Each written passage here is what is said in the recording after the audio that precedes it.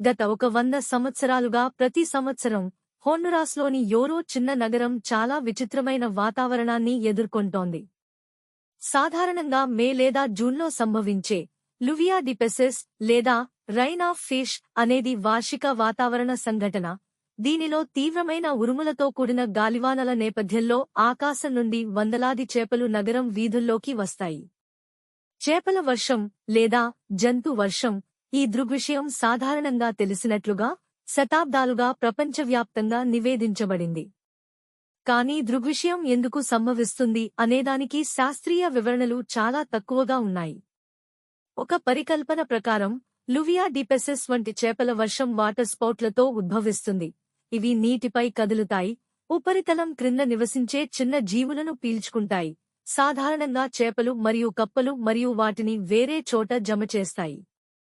ఏది ఏమైనప్పటికీ వాటర్ స్పౌట్లు తమ జలచర సరుకులను చాలా దూరాలకు తీసుకువెడతాయని తెలియదు. ఇది యోరో యొక్క చేపల వాతావరణాన్ని వివరించడంలో సహాయపడదు, ఎందుకంటే అక్కడ చిక్కుకుపోయిన చేపలు స్థానిక నదులు లేదా ప్రవాహాలకు చెందినవి కావు. వాటర్ స్పౌట్ సిద్ధాంతం సరైనదైతే యోరో యొక్క చేపలు 125 మైళ్ల 200 కిలోమీటర్లు దూరంలో ఉన్న అట్లాంటిక్ మహాసముద్రం నుండి తదుపరి సమీప నీటి భాగం నుండి రావాలి. స్థానిక పురాణం ప్రకారం లూవియా డి పెసెస్ ఈవెంట్ వాస్తవానికి యోరో ప్రజలకు అందించిన ఆశీర్వాదం. Father Jose Manuel Subirana, Spanish missionary, 1860లలో ఈ ప్రాంతాన్ని సందర్శించి ఆ ప్రాంతంలోని పేదలు మరియు ఆకలితో ఉన్న వారి కోసం దేవుణ్ణి ప్రార్థించారు. ఆహారంతో బహుశా 1970లలో యోరోలో పనిచేస్తున్నప్పుడు ఈ విచిత్రమైన సంఘటనను చూసిన నేషనల్ జియోగ్రాఫిక్ శాస్త్రవేత్తల బృందం ప్రతిపాదించిన లూవియా డి పెసెస్ దృగ్విషయాన్ని వివరించడానికి చాలా అవకాశం ఉన్న సిద్ధాంతం.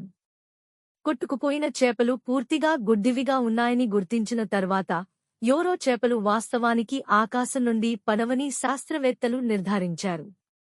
బదులుగా వాటి రూపానికి ముందు భారీ వర్షాలు బహుశా ఈ భూగర్భ చేపలను భూమిపైకి బలవంతం చేస్తాయి. లువియా డి పెసెస్ యొక్క ఈ సిద్ధాంతం చాలా అర్థవంతంగా ఉన్నప్పటికీ ఇది చాలా తక్కువ శృంగారభరితమైనది మరియు అందువల్ల ఎక్కువగా విస్మరించబడుతుంది.